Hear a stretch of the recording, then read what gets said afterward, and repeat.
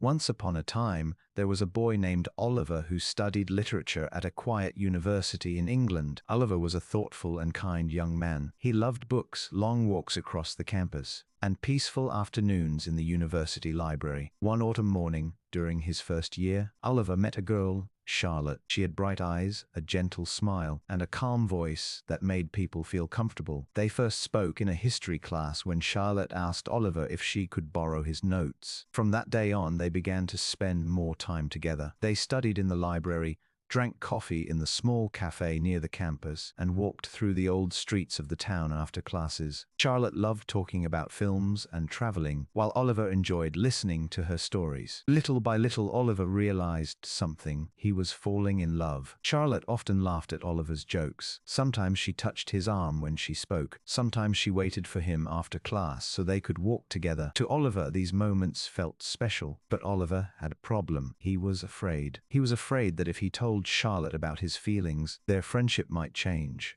So he stayed silent. Days, weeks, months. Oliver continued to care for her in small ways. He brought her coffee during long study sessions. He helped her with essays.